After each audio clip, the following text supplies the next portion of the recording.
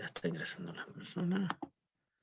Hola, buenas tardes a los que se están conectando. En unos minutos daremos inicio a la ponencia del día de hoy, que estará a cargo de neurología. Muchas gracias por conectarse. Gracias. Muchas gracias. Ya está ingresando la gente. Vamos a dar unos minutos y iniciamos. Ok. Sí.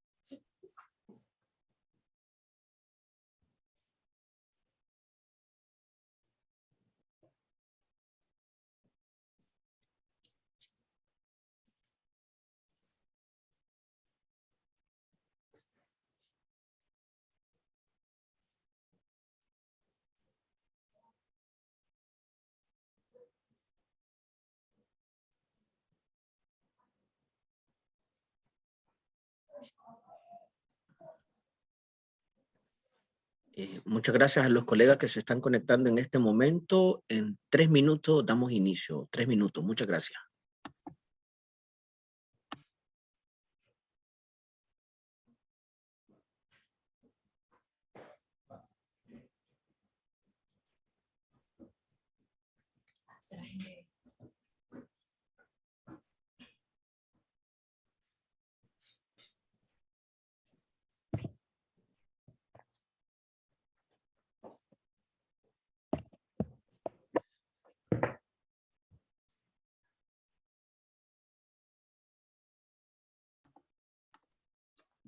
Gracias a los colegas que están conectando. En 2 minutos damos inicio a la sesión. Muchas gracias por la puntualidad de ustedes. 2 minutos.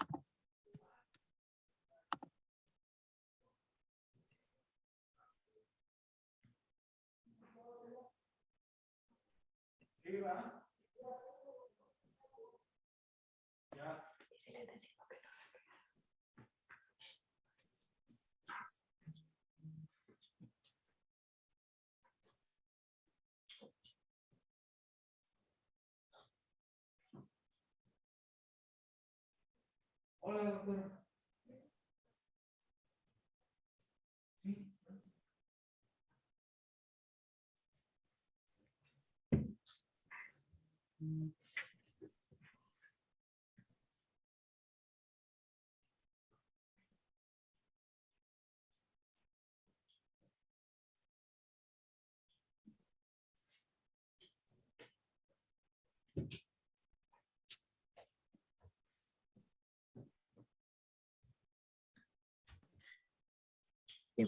Muy buenas tardes a todos y cada uno de los colegas que nos acompañan el día de hoy en nuestra actividad académica habitual de la semana. Va a estar a cargo del Centro de Neurología del Hospital Vivian Pelas, quien contará con una invitación de una colega nicaragüense en el extranjero. Esta sesión va a estar coordinada por el doctor Martínez Cerrato, quien es médico internista, neurólogo, jefe de neurología del Hospital Vivian Pelas, a quien le cedo la palabra. Muchas gracias, doctor, por acompañarnos esta tarde. Solo les comento que para sus preguntas utilicen el icono de chat, o si quieren hacer un comentario al final, levanten la mano para habilitarlos.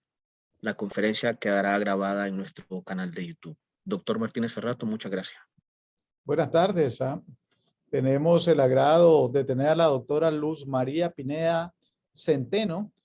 Ella es especialista en medicina interna y actualmente también es especialista en neurología con residencia en neurofisiología clínica en el Instituto Nacional de Neurología y Neurocirugía Manuel Velasco Suárez de México. Ella nos va a presentar el tema estado epiléptico y, como decía el doctor Bacon, al final daremos el periodo de preguntas para, si ustedes tienen alguna pregunta, entonces hacer uso del chat. Muchas gracias, doctora, por estar acá, ¿verdad? Y esperamos entonces su charla, su conferencia estado epiléptico. Ok, muy buenas tardes. Muchas gracias por la invitación, doctor. Como ya mencionó, el día de hoy vamos a ver el tema de estado epiléptico, un poco del contenido del día de hoy, algunas definiciones, algunos datos epidemiológicos. Vamos a hablar acerca de la fisiopatología, cómo llegamos al diagnóstico y el tratamiento, así como un poquito del pronóstico y las complicaciones del estado epiléptico. A manera de introducción, tenemos que el estado epiléptico, sobre todo su forma convulsiva, es una urgencia neurológica. El tiempo de inicio del tratamiento va a ser fundamental para reducir tanto la morbilidad como la mortalidad en estos pacientes. El pronóstico va a depender tanto de su etiología, de la edad, de la duración del estado epiléptico, y gracias al conocimiento de algunos mecanismos fisiopatológicos se ha permitido una sistematización del tratamiento. Existe poca evidencia aún sobre el estado epiléptico refractario y superrefractario. A manera de definición, algunos ya estamos familiarizados con esta definición de epilepsia, que es la presencia de al menos 2 crisis no provocadas con una separación de al menos de 24 horas, o una crisis no provocada que tenga una probabilidad de recurrencia en más del 60% o más. Sobre todo tenemos en aquellos pacientes que tienen una lesión estructural, aquellos pacientes en los que en el electroencefalograma se encuentre algunos grafoelementos epileptiformes, o sobre todo aquellos pacientes que presentan las crisis durante el sueño también, o el diagnóstico de un síndrome epiléptico como tal. Ya para definir estado epiléptico, Trinca en el año 2015 publicó pues, el artículo en el ILAE acerca de la definición y la clasificación de estado epiléptico, ¿no? En el que describe que es una condición médica en la que fallan aquellos mecanismos responsables de la terminación de la crisis o falla en el inicio de estos mecanismos, ¿no? Y define el tiempo 1 y el tiempo 2 en las crisis, ¿no? El tiempo 1 es aquel tiempo en el cual la crisis ya no se logró detener o ya no logró terminar de forma espontánea, y sería como el momento ideal en el que nosotros debemos de iniciar un tratamiento. Y el tiempo 2, que es aquel tiempo en el cual ya se genera un daño cerebral de forma permanente, hay lesión o muerte neuronal y alteración de algunas vías neuronales. Entonces, definimos operativamente el estado epiléptico como aquel estado en el que hay una duración de una crisis mayor de 5 minutos de forma continua, o en la que hay la presencia de 2 o más crisis, en la que no hay una recuperación completa del estado de la conciencia entre ellos, ¿no? La definición temporal de este tiempo 1 y tiempo 2 va a depender del tipo de crisis que presenta el paciente. Como estos tiempos, tiempo 1 y tiempo 2, se definieron de forma arbitraria en estudios de pacientes con crisis bajo vigilancia con videoelectroencefalograma, se observaba en qué momento la crisis o cuál era el tiempo en el que la crisis ya no podía detenerse de forma de por sí sola, ¿no? Entonces se determinó para aquellas crisis que son generalizadas o bilaterales tónico-clónicas que el tiempo 1 eran establecidos de 5 minutos, o sea, el tiempo en el que se debe iniciar el tratamiento, y el tiempo 2, el tiempo en el que ya se genera un daño neuronal, que estaba determinado de 30 minutos. Y en aquellas crisis que iniciaban de forma focal y en el que se asociaba o no a compromiso de la conciencia, o en las crisis de ausencia, el tiempo 1 establecido fue de 10 minutos, y el tiempo 2 para las crisis focales de 60 minutos. Para crisis de ausencia, en este artículo del 2015 no había un tiempo determinado, un tiempo 2 para las crisis de ausencia. Sin embargo, en la última publicación del continuo, por una modificación y autorizado por Trinca, se definió como el episodio de ausencia es un tiempo 2, que eran 60 minutos. La clasificación del estado epiléptico en primera instancia la podemos realizar acerca de la presencia o no de fenómenos motores. Si se asocia a la presencia de fenómenos motores, lo definimos como estado epiléptico convulsivo, que puede ser ya sea tónico, clónico generalizado o focal con evolución a tónico, clónico bilateral, o con inicio desconocido, o un episodio mioclónico, un estado mioclónico que se asocia o no a coma, o aquel estado focal motor, ya sean aquellas crisis con marcha jacksoniana, crisis con epilepsia parcial continua o paresia ictal, ¿no? Y pues no vamos a abordar mucho acerca de aquel estado epiléptico en el que no se asocian a fenómenos motores como tal, que sería el estado epiléptico no convulsivo, que puede ser con coma o sin coma, ¿no? Y igual lo vamos a tener tanto ya sea generalizado o focal. En este tipo de estado epiléptico en el que no tenemos unos fenómenos motores como tal, puede presentar el paciente nada más alteración del estado de la conciencia, puede tener nada más desviación de la mirada, nistagmos, algunos movimientos sutiles que son los que nos van a hacer sospechar, ¿no?, de estado epiléptico no convulsivo. Otra forma de clasificarlo va a ser según su etiología. Igual en este artículo se definió, podría ser una causa sintomática o conocida, y esta se dividía a su forma como aguda, ya sean aquellas causas infecciosas agudas, intoxicaciones, infartos, EBC, infartos cerebrales, o causas remotas, aquellos pacientes en que ya tenían un antecedente, por ejemplo, pacientes con antecedentes de un trauma, de una infección o post-EBC, ¿no? Y aquellas también las causas progresivas, pacientes que tenían antecedentes de tumor, pacientes de enfermedades degenerativas, demencia, o con síndromes electroclínicos ya definidos. Y pues los estados epilépticos de causa desconocida o causas criptogénicas, ¿no? También lo podemos dividir de acuerdo a su edad de presentación, ya sea neonatal en la infancia, en la niñez o la adolescencia, incluso en la etapa adulta, en los adultos mayores. Y de acuerdo a la respuesta del tratamiento, lo vamos a dividir en estado epiléptico refractario, que es en que el paciente que no responde a la administración de fármacos de primera línea, que se define en la benzodiazepina, y la segunda línea de tratamiento, que sería un tratamiento anticrisis vía intravenosa. Y el estado epiléptico superrefractario, que es aquel que dura más de 24 horas o aquel que persiste a pesar de la administración de 24 horas de anestésicos intravenosos.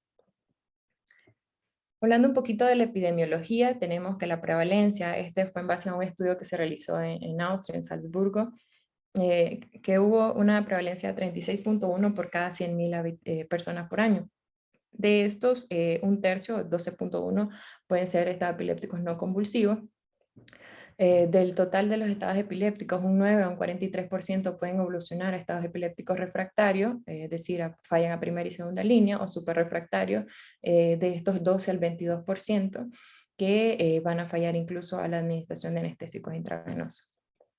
Los fármacos, el estado epiléptico, en un 74% van a ser de origen de crisis generalizadas y hasta un 26% de etiología focal. Y la mortalidad ronda del 15 en algunos pacientes, sobre todo en los mayores, en los pacientes de edad avanzada, mayor de 65 años, puede incrementar hasta un 25%, y en los casos de estado epiléptico refractario y superrefractario ser mayor incluso del 30%. Aquí vemos en un estudio realizado acerca de los datos demográficos de los pacientes con estado epiléptico. No hay una diferencia, ¿no? Hay un 56% de prevalencia en mujeres, no hay una diferencia en base al sexo. La mayoría de los pacientes no tenían historia de epilepsia, sino que eran estados epilépticos de novo. Y en un 98% se podría identificar una etiología, ¿no? Eran casos sintomáticos, y solo un 1.8% eran causas de origen desconocido. Las causas del estado epiléptico, sobre todo las superrefractarios, tienden a tener una etiología muy diferente. En su mayoría pueden ser causas autoinmunes, sobre todo encefalitis autoinmunes, comparados con el 12.3% de las causas autoinmunes en los estados no refractarios. En un estudio realizado con 700 casos, un poco más de 700 casos de estado epiléptico no refractario, aquí se incluyeron aproximadamente 50 países. Fue un estudio que evaluaron 4 años, vieron que se logró control de este estado epiléptico refractario hasta en un 74% de los pacientes. Sin embargo, hubo una mortalidad de hasta el 24%.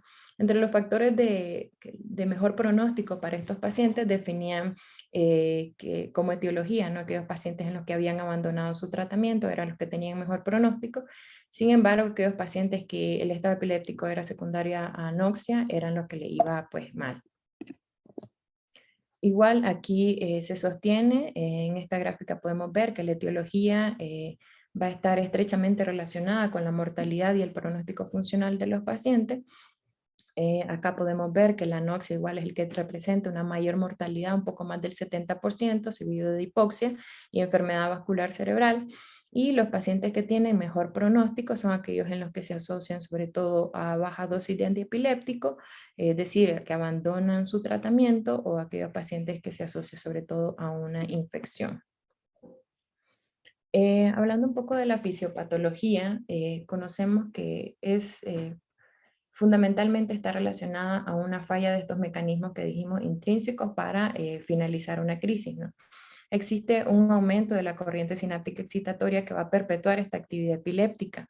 Cuanto más dura una crisis, más refractaria va a ser al tratamiento, y esto se debe a que ocurre una internalización de los receptores GABA, es decir, de los receptores de benzodiazepina, y se expresan más receptores excitatorios como los receptores de NMDA en la superficie de la neurona. Ocurre debido a la presencia de los receptores NMDA, mayor entrada de calcio a la célula, que va a llevar a una falla mitocondrial, pérdida de la generación del ATP, una disminución de la producción del ATP y posteriormente muerte neuronal. Se ha descrito que conforme al tiempo, o sea que el tiempo va a ser como una variable fundamental en el mecanismo del daño neuronal, y pues ya están establecidos como los distintos aspectos que van ocurriendo conforme al tiempo, ¿no?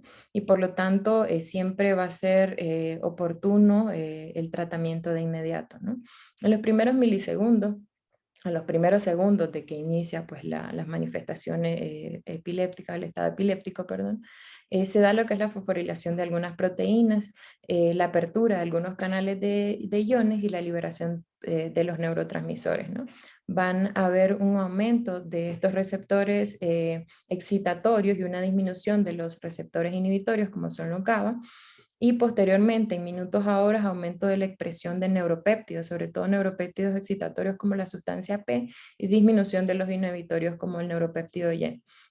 Esto va a provocar que se dé o que se mantenga un estado excitable, ¿no? Y por lo tanto perpetuarnos la actividad epiléptica.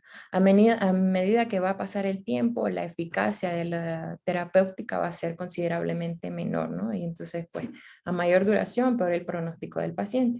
Y ya con respecto al paso de los días y la semana, ocurren diferentes cambios epigenéticos y genéticos que va a llevar a un cambio pues, de las redes neuronales con la expresión de nuevos genes, metilación del ADN, que va a provocar alteración en las redes neuronales. Como parte de la fisiopatología del estado epiléptico, también el estado epiléptico puede llevar a falla multiorgánica, ¿no? Diferentes complicaciones se han asociado al estado epiléptico que llevan a una repercusión multisistémica, como es la falla respiratoria, desequilibrio ácido-base, aumento de la respuesta inflamatoria, aumento de la citocina, lesión renal aguda y falla circulatoria. Entonces, está descrito que a nivel extracerebral hay una disminución de la ventilación mientras ocurre la crisis, ¿no? En el paciente. Igual se ha descrito que hay edema pulmonar en los pacientes con estado epiléptico, aumenta la actividad muscular y la actividad cerebral, y a pesar de que hay un mayor consumo de oxígeno, va a haber una disminución de la entrega del mismo.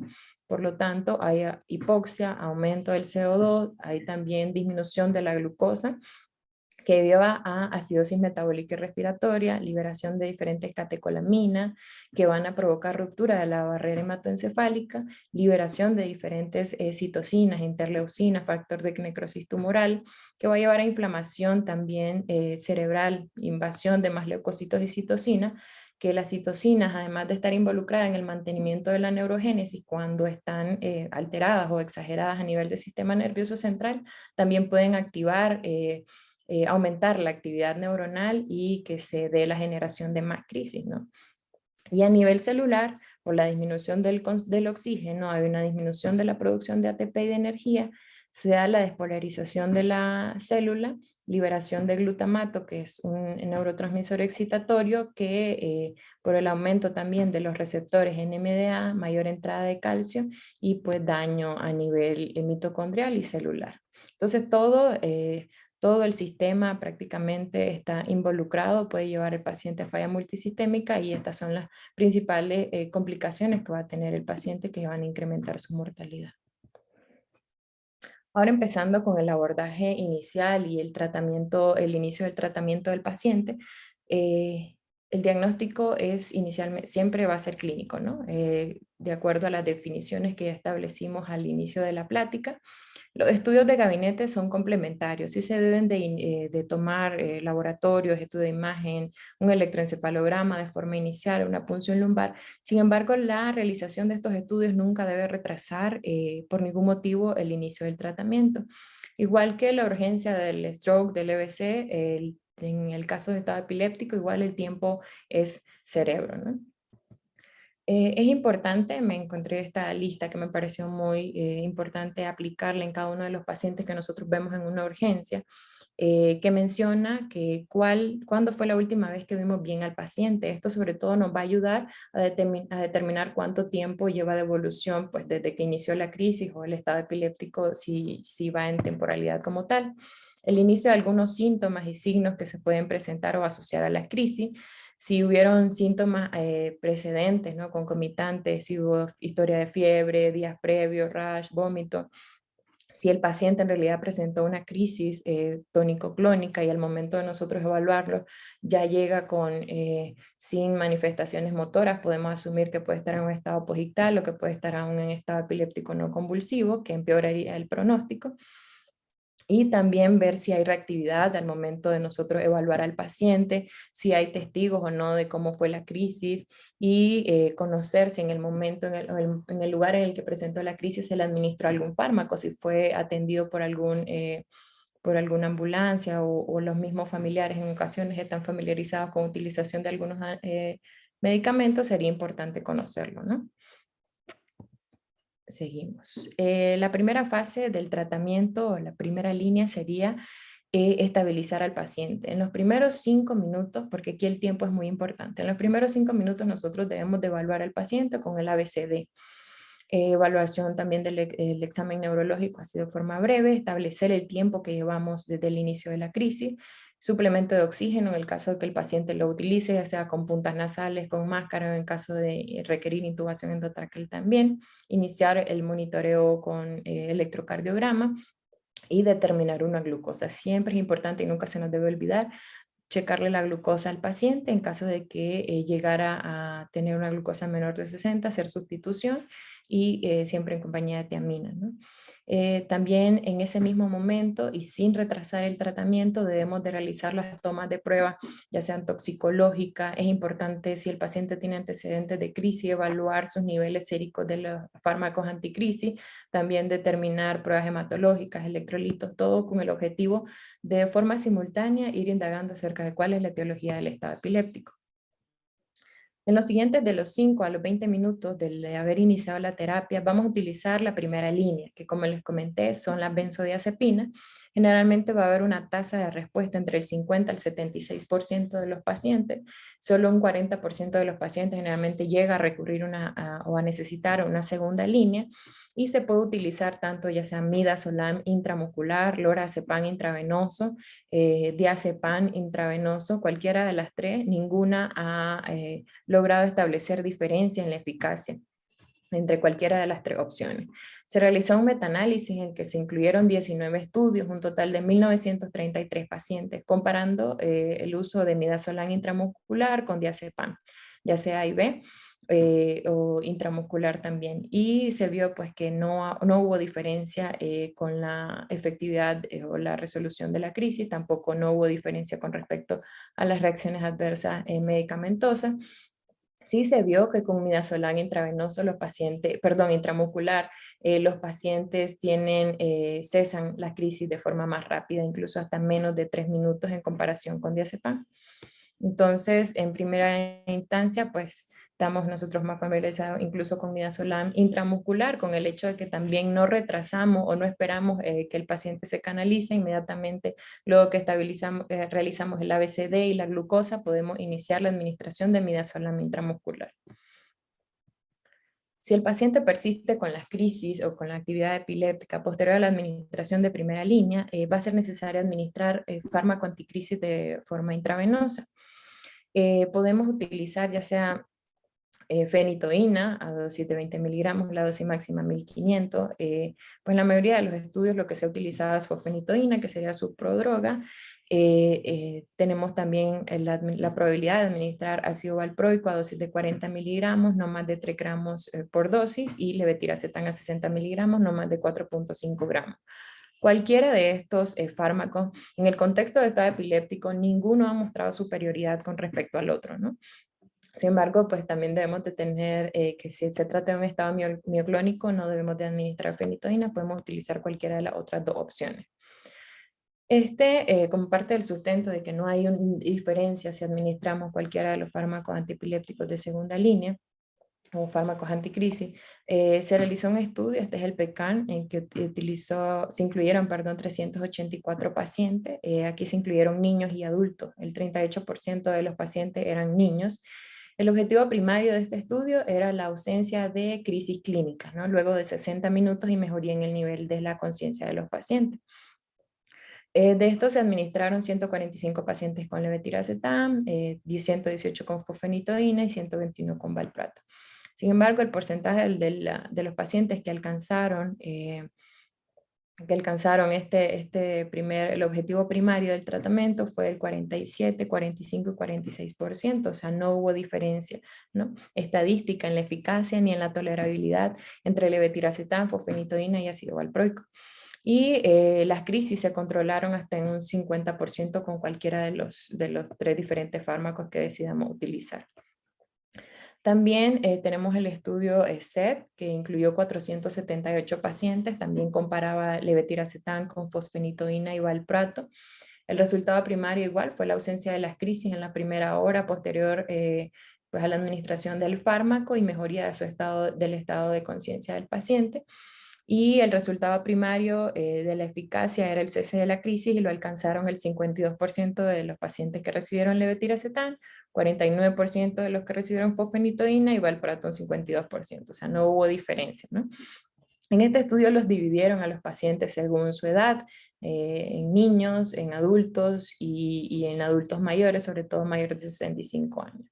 Con respecto al otro objetivo primario, que era la seguridad del fármaco, tampoco se encontró una diferencia significativa entre cada uno de ellos, ¿no?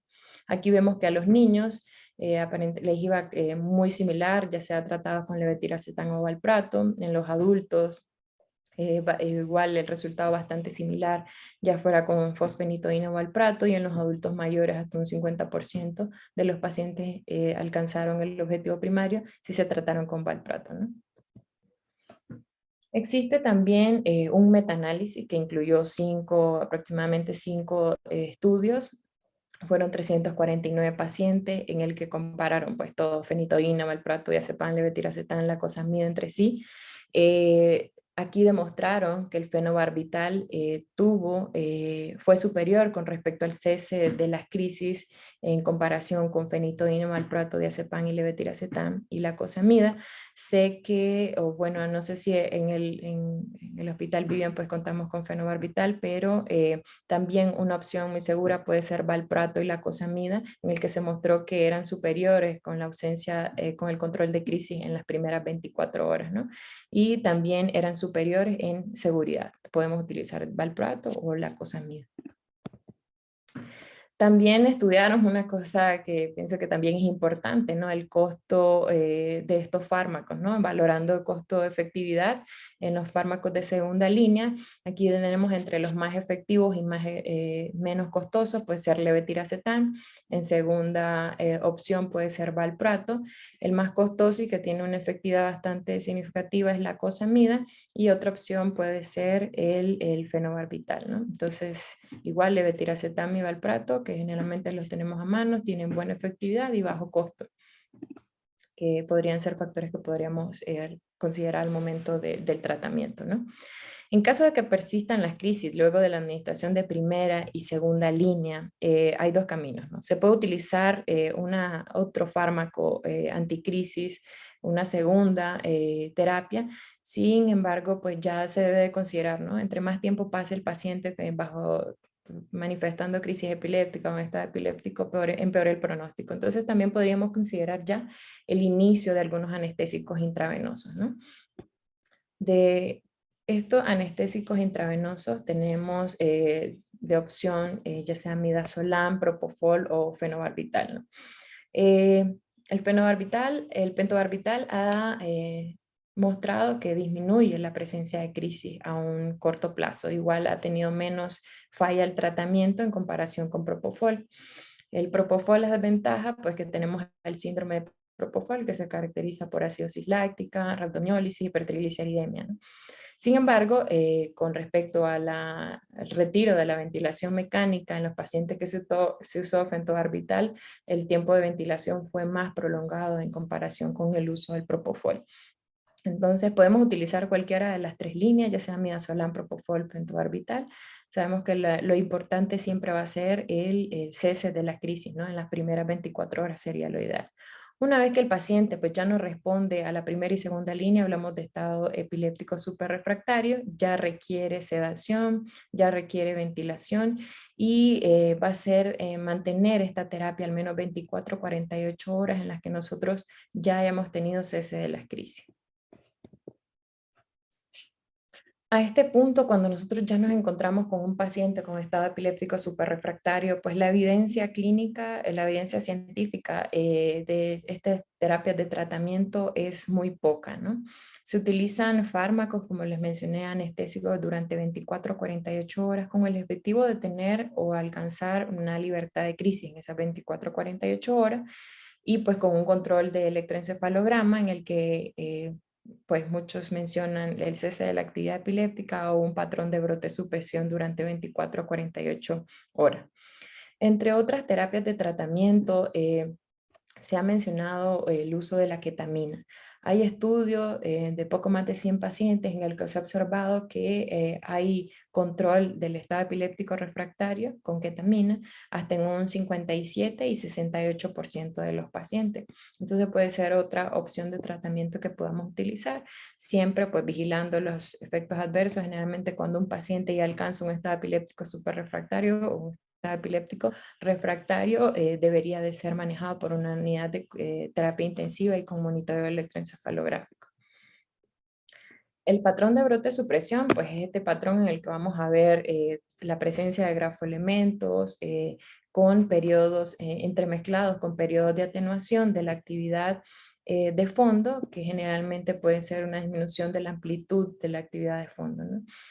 Sin embargo, este estado, este patrón de brote-supresión no ha demostrado, en comparación con solo el cese de la crisis, que haya mejor pronóstico en estos pacientes, sino lo contrario, se ha observado que incluso puede haber mayor mortalidad por la presencia de hipotensión en la que puede presentar a los pacientes, incrementando su morbilidad, ¿no?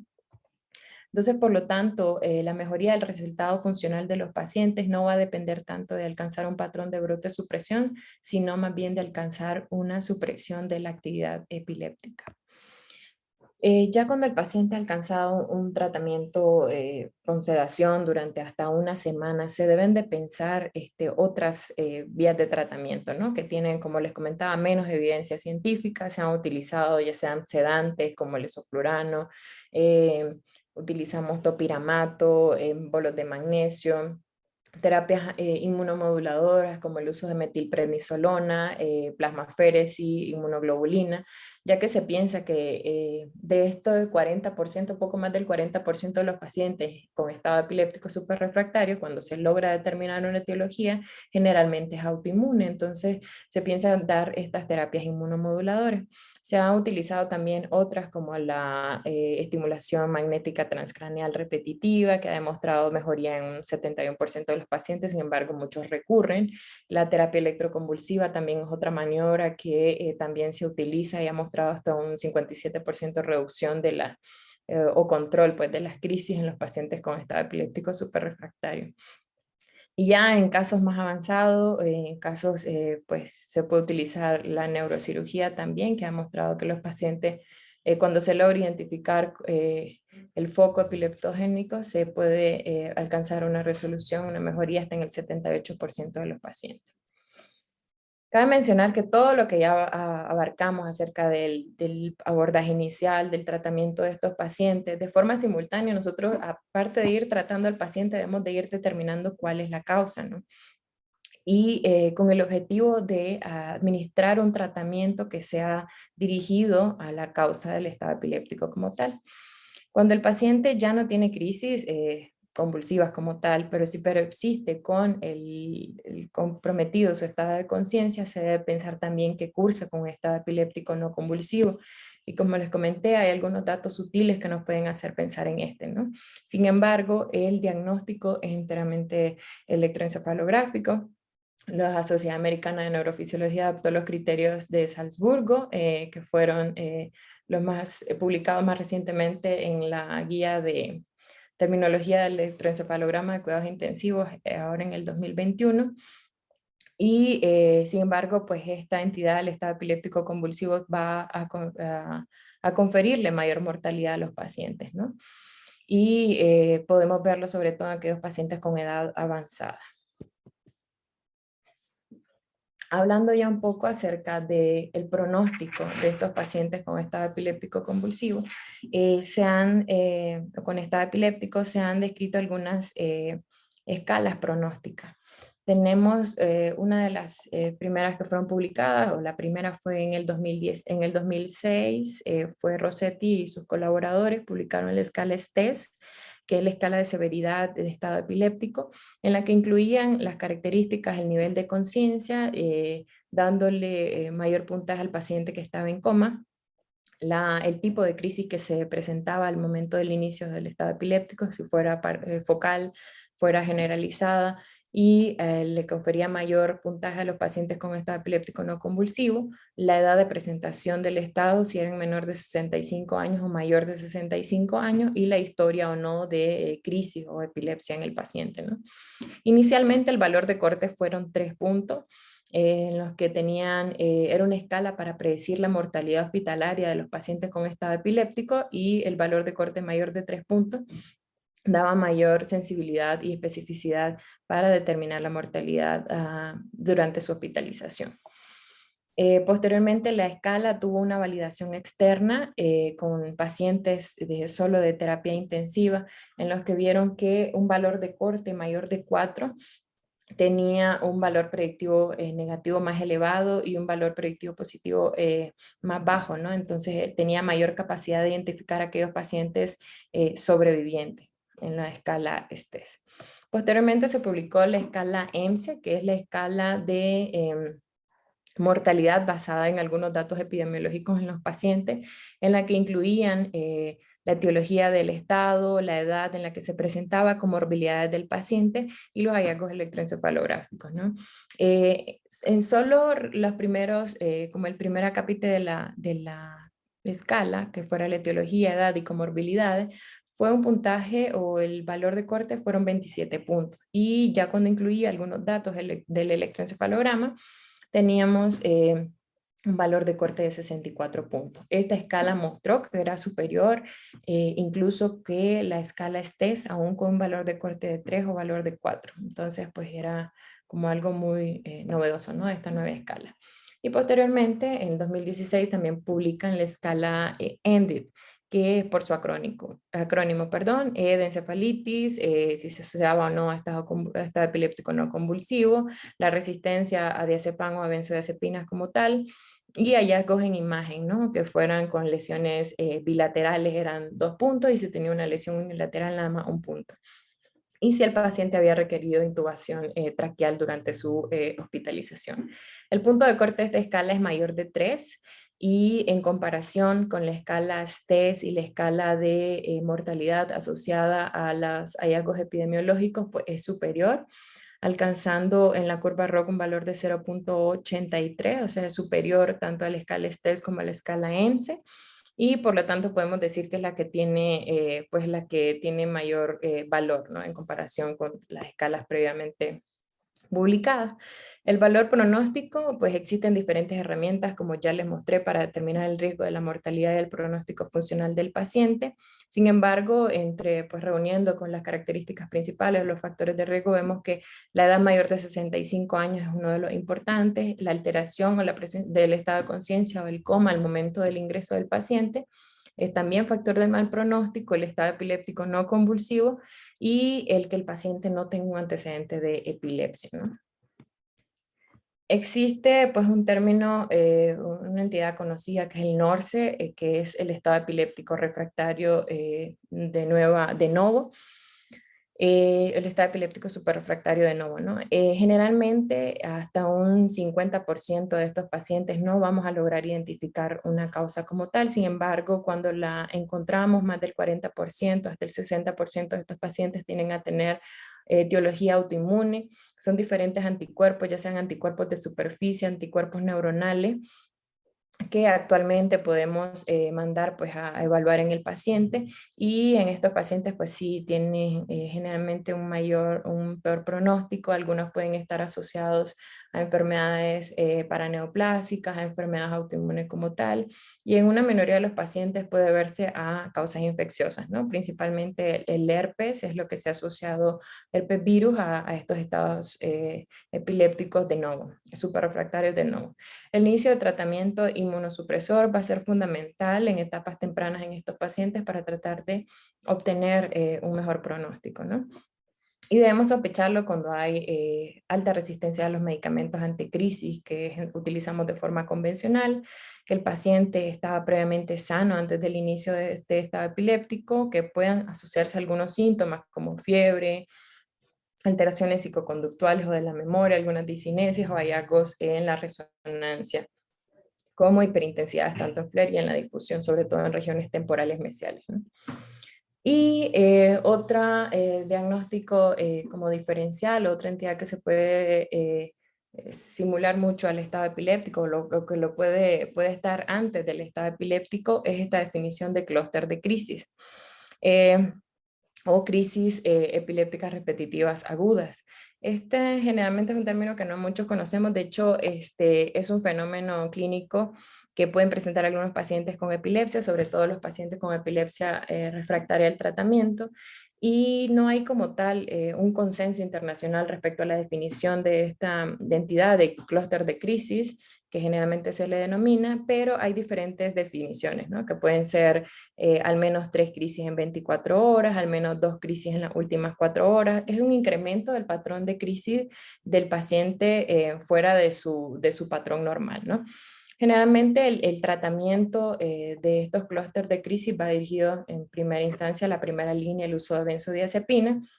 Luego siempre debemos de tratar de individualizar al paciente para el momento de administrar una segunda línea. Generalmente lo que realizamos es la administración de antiepilépticos, puede ser el mismo que el paciente utiliza de forma intravenosa, y también pues sobre todo indagar cuál es la causa del descontrol de las crisis, ¿no? Muchas veces está asociado a que el paciente disminuye o no consume una dosis de su tratamiento, o también una infección que se asocia pues al momento del descontrol de las crisis.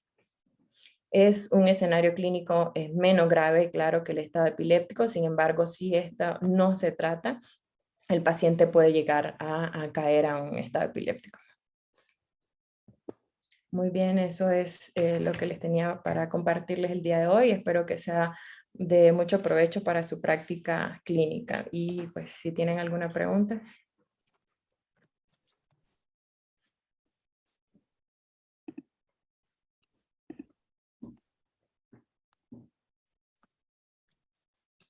Entraríamos al periodo de preguntas.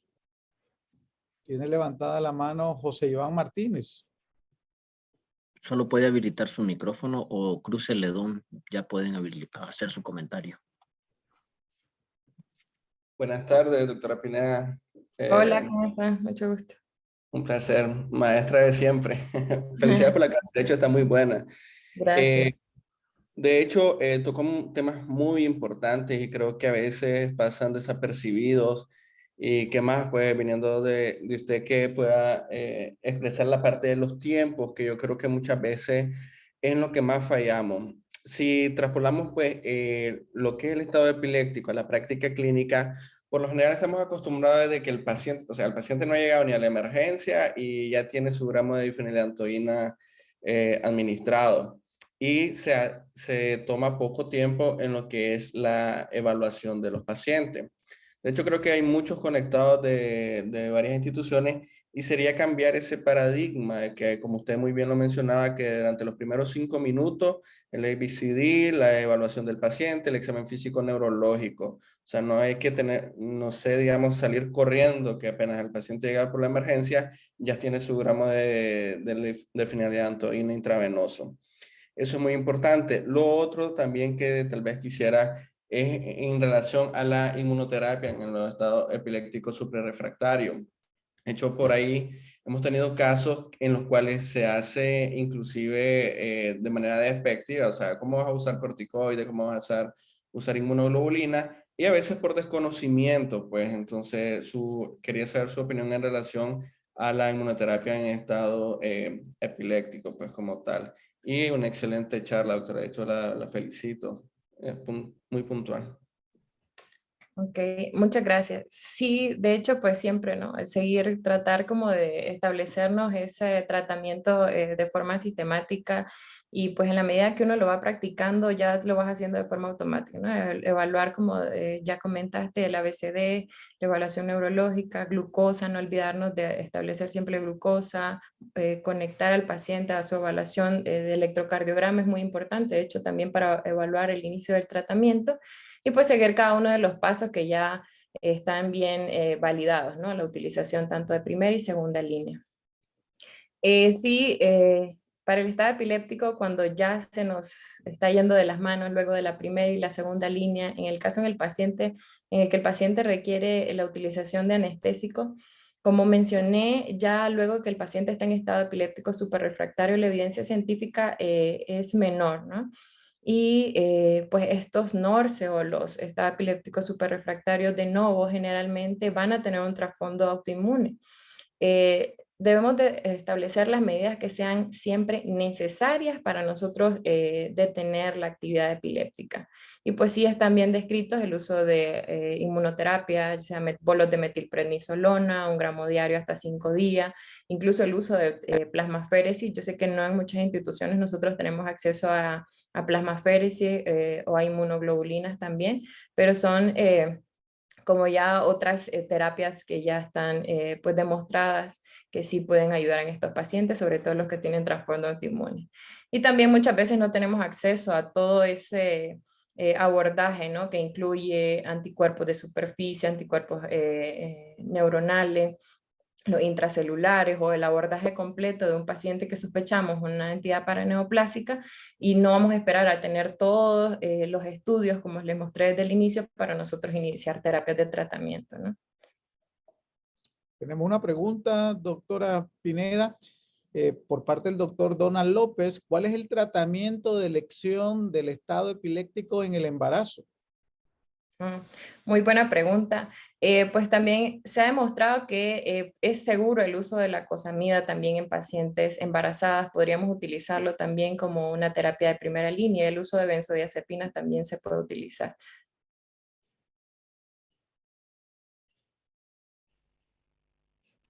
Levetiracetam también es seguro en el embarazo, entonces pues no tengan temor en el hecho. Y pues ya una mujer embarazada, además de la evaluación de la mujer, siempre tiene que ir de la mano la evaluación fetal. Creo que el doctor Cruz Celedón tenía la mano levantada. El doctor Pais, y que ya le habilitamos el micrófono, y el Perdón. doctor Martínez. José Iván Martínez y Alberto Pais tienen habilitado el micrófono, pueden hacer su comentario.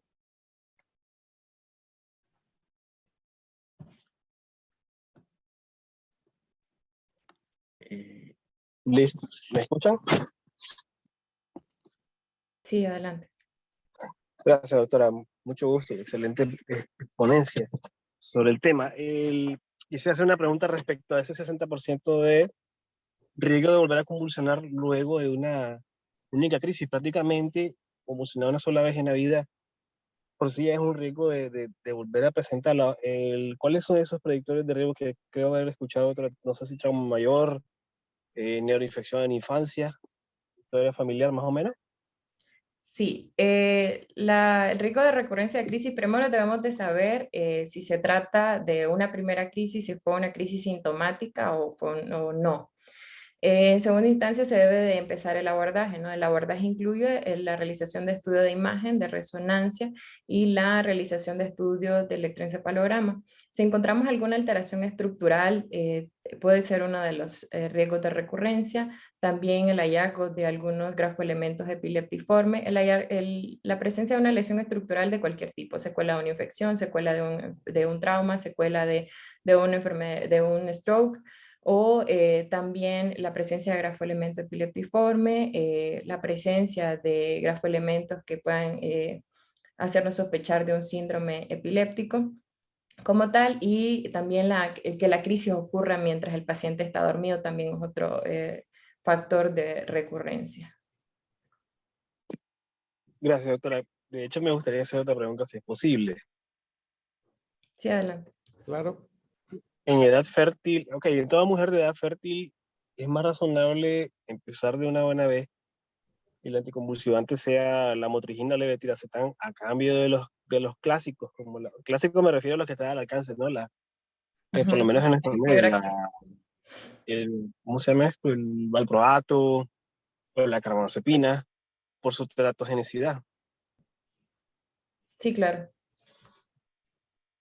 Y en el caso que podamos, digamos, si captamos a una joven de 30 años, primer trimestre de embarazo, y ya está utilizando dosis más o menos razonables de carbamazepina, ¿cómo hacemos la transición? Introducimos, digamos, la motrigina y vamos bajando cada cierto tiempo la dosis del otro que utilizaba. ¿Cómo sería conveniente en ese caso? Ok, lo ideal es que desde que captamos una mujer en edad fértil, nosotros debemos de planear, ¿no? Si la paciente desea quedar embarazada, si la paciente desea embarazo en un futuro, desde ese momento ya nosotros debemos de ir realizando el cambio. Ya una vez que la paciente está embarazada, el riesgo de empezar a mover los fármacos antiepilépticos y que la paciente presente crisis supera, ¿no?, el beneficio que pueda tener el de nosotros cambiar los fármacos antiepilépticos, sobre todo aquellos pacientes que son refractarios al tratamiento, ¿no? Empezar a hacer cambios ya una vez que la paciente está embarazada es mayor riesgo que el hecho de que se quede con ese fármaco, ¿no? Sobre todo carbamazepina o valproato, supongamos, ¿no? Lo que se puede hacer es tratar de disminuir la dosis y sí, pues agregando otro fármaco, ir disminuyendo, perdón, paulatinamente los otros fármacos antiepilépticos, pero no retirarlos por completo. Podemos llevar hasta dosis de 700 miligramos de valproato u 800 miligramos de carbamazepina e irla haciendo como el switch con otro fármaco antiepiléptico. Pero hacer el cambio o retirar por completo por riesgo de teratogenicidad es más el riesgo que la paciente presente nuevamente crisis, ¿no? O sea, alcance un descontrol de la crisis. Vamos a Gracias. pedirle al doctor Martínez Pérez que tal vez hace su pregunta, porque aquí había escrito en el chat, pero prefiero mejor que lo haga directamente.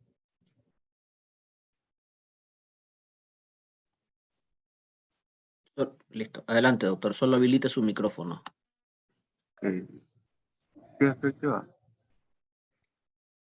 Buenas tardes, doctora. Mucho gusto. Felicidades por la presentación. Gracias, doctor. Mi pregunta es, ¿cuál es el fármaco de elección en los pacientes que en cuidados intensivos están bajo sedación? Paciente que requiere sedación y que ya sea porque entró por un estatus epiléptico o porque está bajo otra condición, pero comenzó a convulsionar, ya sea porque lo diagnosticamos por electroencefalograma. Y tal vez nosotros lo tenemos con fenitoína porque es lo que tenemos aquí y es lo que se recomienda. Pero me gustaría que usted nos diga, pues nos ayude en ese sentido, doctora. Le agradezco por la oportunidad. Ok, muchas gracias. Sí, prácticamente ya sea que el paciente, el diagnóstico del estado epiléptico, nosotros lo hagamos porque el paciente estaba en casa y empezó con descontrol de crisis, o ya está hospitalizado y está en una terapia intensiva, un estado epiléptico no convulsivo, el tratamiento es indistinto. Debemos utilizar siempre de primera línea benzodiazepinas y en segunda línea fármaco antiepiléptico. Como le presenté en los diferentes estudios, no ha habido diferencia significativa. Podemos utilizar fenitoína si es lo que tenemos a mano, pero la dosis sí es importante, ¿no? La dosis es que ya están indicadas, ya sea valproato o levetiracetam, cualquiera de esos fármacos, y pues continuar con la sedación. Lo importante sería que que logremos la sedación y que el paciente permanezca 24 a 48 horas sin crisis, tanto clínica o clínica es lo más importante, ¿no? Ya vimos que el lograr un estado de brote supresión, sobre todo en estos pacientes que están sedados, pues no infiere en un mejor pronóstico. La doctora Ruiz Pérez le da muchas felicitaciones, una excelente exposición. Ella pregunta cuándo se considera viable interrumpir el tratamiento antiepiléptico. Y esto coincide también con la pregunta del doctor Pais, que si 1 o 2 años se puede interrumpir el tratamiento antiepiléptico. En el contexto de estado epiléptico, pues como le comenté, si el paciente ya llegó a superrefractario, la sedación 24-48 horas, ¿no? El fármaco, el retiro del fármaco va a depender, o el fármaco ideal, ya fuera del contexto de estado epiléptico, va a ser individualizado, ¿no? Según el tipo de crisis que tenga el paciente y la causa de la epilepsia o la causa del estado epiléptico como tal. Entonces, sí, no podemos decir un tiempo en específico, como ya les comenté, si hay alto riesgo de recurrencia de crisis, ya sea por lesiones estructurales, antecedentes de trauma, infartos, infecciones, o que persista actividad epiléptica en el electroencefalograma, pues siempre debemos de individualizar cada caso. Doctora, en relación con las encefalitis autoinmunes como causa de estado epiléptico refractario o superrefractario, ¿cuál de ellas será de las más frecuentes que causan este tipo de problemas? Sí, NMDA es lo que tenemos como causa más común. Incluso pues es la experiencia que tenemos nosotros acá en el instituto. Desgraciadamente pues el pronóstico es bastante variable. Creo que aquí tenía una tabla acerca de acá tengo, no sé si todavía tienen acceso a la pantalla. Tenemos los anticuerpos de superficie, sobre todo son los más comunes, anticuerpos anti-NMDA, también tenemos GABA, AMPA, hemos tenido también GAT65 acá, y sobre todo también una prevalencia importante en las encefalitis paraneoplásicas, ¿no? Que pues ya van a depender de acuerdo al tumor al que se le detecte en el paciente, pueden ser anti-HU, anti-MA2, antifificina, pero pues eso ya logrando un abordaje más completo, ¿no?, en los pacientes.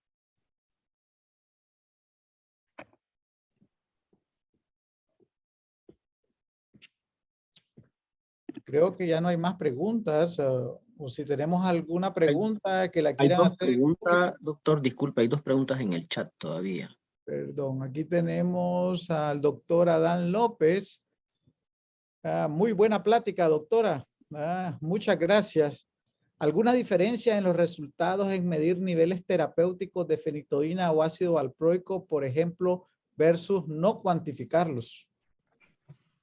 Pues la verdad que en muchas ocasiones no tenemos acceso al medir los niveles séricos de los fármacos antiepilépticos, siempre que nosotros respetemos la dosis, pues por kilogramo de peso, o veamos la respuesta terapéutica del paciente, pues si logramos alcanzar una respuesta terapéutica no es indispensable, a menos que nosotros empecemos o deseemos empezar a descender la dosis del fármaco, ya sí requeriríamos niveles séricos de cada uno de ellos. Pero como respuesta al tratamiento como tal, va siendo más lo clínico, ¿no?, lo que nos va dando la pauta. Y creo, doctor Bacon, que la pregunta del doctor Pais ya la habíamos hecho, ¿no? Sí, Sí, eso el doctor ya preguntó lo algo había. del electroencefalograma. Aparece en pacientes que convulsionan por primera vez. Supongo, ¿qué consideración tiene usted? Ok. El electroencefalograma del paciente con crisis de primera vez podemos encontrarlo normal hasta en un 50% de los pacientes. Entonces, siempre que tengamos la sospecha pues, de que se trata de una crisis, tenemos una lesión estructural, se debe evaluar, ¿no?, el realizar un segundo, incluso hasta un tercer electroencefalograma con el objetivo de determinar el foco. Y vamos aumentando hasta un 25%, la probabilidad de nosotros captar algo en el electroencefalograma. Entonces muchas veces no nos quedamos tranquilos con un primer electro, ya que la mitad pueden salir prácticamente normales, ¿no? Y no quiere decir que el paciente no le podamos, no tenga pues epilepsia o no tenga un foco como tal identificable. Doctor Rocha le pregunta, ¿hay alguna recomendación para el tratamiento del estado epiléptico en pacientes que tienen urgencias paliativas? No sé si se refiere a los pacientes que ya están en cuidados paliativos. Probablemente.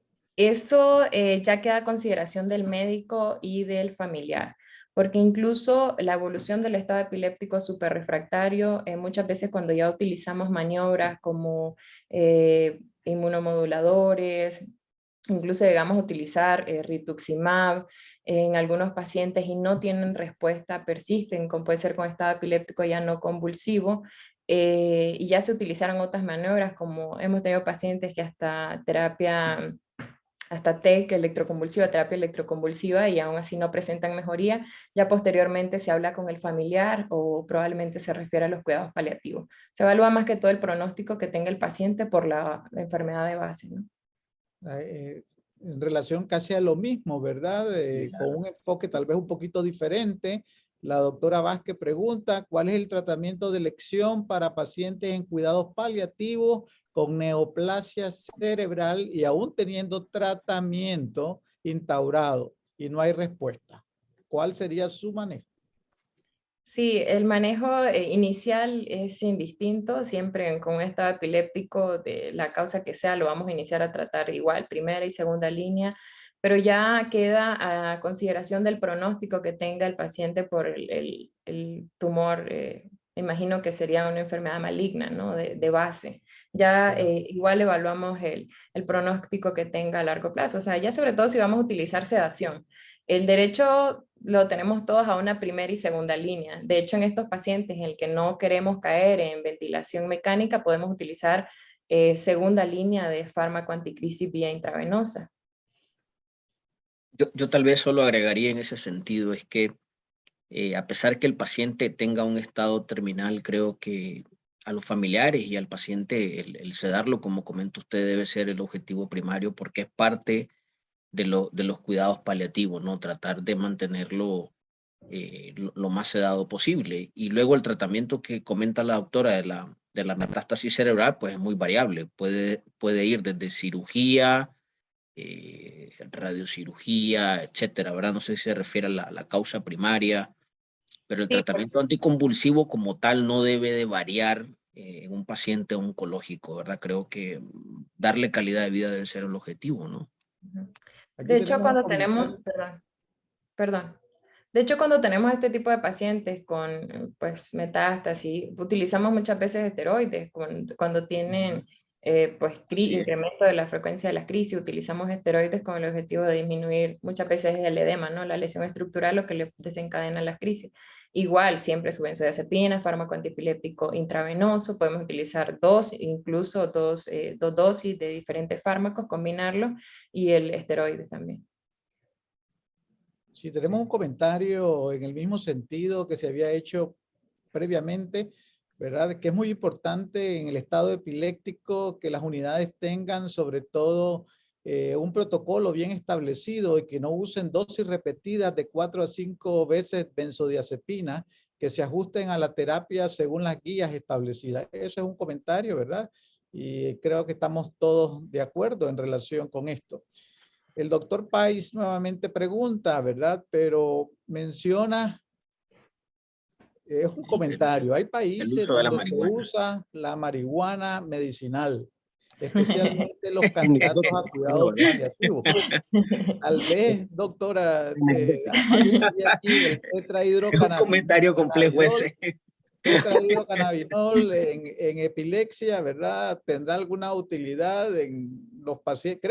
Creo que no, en particular en pacientes en estados convulsivos, pero por lo menos alguna referencia de tetrahidrocannabinol en epilepsia, ¿verdad? Sí, de hecho, la evidencia nada más en encefalopatías epilépticas, ¿no? Como el Lennox es de los pacientes que han demostrado, y pues es dosis bien, o sea, fármaco de calidad, ¿no? Se ha hecho muy comercial el cannabis, este aceitito, desconozco la verdad el origen de muchas de las presentaciones que se están utilizando. Y pues de experiencia en experiencia he tenido pacientes que empiezan a fumar pensando que se les van a quitar las crisis y pues un problema que más bien se agrega, ¿no? Porque es un nuevo trastorno, incluso llegan a pacientes con adicciones o se logran combinar crisis no epilépticas en pacientes epilépticos porque les empiezan a dar marihuana, incluso fumada en té y no sé qué más, y pues no, definitivamente no hay evidencia en esas otras causas de epilepsia, ¿no? Hay algo, doctor Martínez, de PRES que preguntan por ahí, el doctor Aníbal Morales, y algo de la mano también de pacientes hepatópatas. Un comentario, doctora, ¿qué consideración tendrías de convulsiones? Hay dos preguntas de pacientes con hepatopatía y el uso de benzodiazepinas. Y luego el síndrome de encefalopatía posterior reversible, que generalmente se asocia a preeclampsia. ¿Habría alguna contraindicación de antihipertensivos? Bueno, con respecto a la encefalopatía hepática, pues desgraciadamente estos pacientes tienen un peor pronóstico, ¿no? Sin embargo, el tratamiento no difiere. Si el paciente llega en estado epiléptico, independientemente de la etiología, nosotros debemos de seguir como este mismo manejo. El pronóstico va a variar, obviamente, de acuerdo a la etiología, y en PRES el uso de antiepilépticos, porque podría ser una causa también de estado epiléptico en estos pacientes, igual el manejo no va a cambiar. En una situación particular, la doctora Betancourt pregunta, nos llega un paciente de urgencia con antecedentes que está tomando carbamazepina, valproato, nos llega con crisis. ¿Sería necesario instaurar otro anticonvulsivante al pasar la crisis y omitirlo, alguno de los que está ingiriendo, o optimizamos aún más dicho tratamiento que ingiere? Ok, como les comenté, hay otra entidad, el clúster de crisis. Muchas veces es cuando el paciente pues aumenta la frecuencia de crisis del basal que el paciente ya tiene, ¿no? Generalmente son este tipo de pacientes, pacientes con epilepsia refractaria, es decir, que ya necesitan 2 fármacos a dosis plena, bien empleados. Generalmente esta combinación valproato, carbamazepina es muy frecuente, pero pues no es tanto lo ideal, ¿no? Utilizamos también, si vemos que nos llega este paciente, debemos de hacer el abordaje porque llega con descontrol de crisis. La causa más frecuente es que el paciente pues deja su tratamiento, ¿no?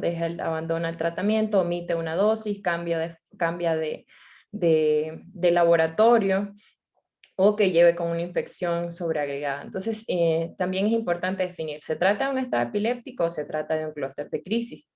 Y definir la etiología, ¿no? Muchas veces no es necesario agregar otro fármaco, lo importante es llegar a dosis plena. En este caso sí nos podríamos ayudar de unos niveles séricos de los fármacos, porque muchas veces los pacientes dicen sí me lo tomo, pero en realidad pues no ocurre y subimos dosis y la verdad pues no se lo está tomando, ¿no? Entonces sería llevarlo como a dosis plena de cada uno de los fármacos y ver por qué está con el descontrol de las crisis. Muy bien. Creo que hemos dado respuesta a todas las preguntas que se hicieron en el chat. Solo hay una, tal vez, doctor, disculpe, última. ¿Alguna indicación en falla renal, doctora, que convulsiona? ¿Harías algún ajuste en base a la tasa o dar dosis de carga inicial? En convencional, digamos. Sí se tiene que ajustar. En el caso de los pacientes que tienen falla renal, si no está en terapia de hemodiálisis, sí se debe ajustar el fármaco a dosis renal. Bien, agradecemos a la doctora Luz Pineda Centeno esta brillante exposición que nos ha hecho acerca del estado epiléptico, una excelente revisión y muy actualizada. Gracias, doctora Pineda, por la participación en este webinar. Se lo agradecemos como Centro de Neurociencias y también como Hospital Vivian Pelas. Muchas gracias. Muchas gracias. Le estaremos enviando a la doctora su diploma, por supuesto. Envié un link hace unos minutos aquí en el chat. Este es el link que utilizamos para todas las ponencias, ¿verdad?, que estamos realizando. La doctora Pineda estará tal vez unos 3-4 días en el canal de YouTube para aquellos que la quieran volver a revisar y demás. No me queda más que agradecerle al doctor Martínez Cerrato por la coordinación y por supuesto a la doctora Pineda que pues se conecta desde la Ciudad de México con una hora de diferencia. Entonces, muchísimas gracias, doctora Pineda, deseándole mucho éxito siempre y agradecido con usted. Y muchas gracias a todos y cada uno de ustedes por conectarse. Muchas gracias a todos. Tengan buenas noches. Buenas noches. Bye bye.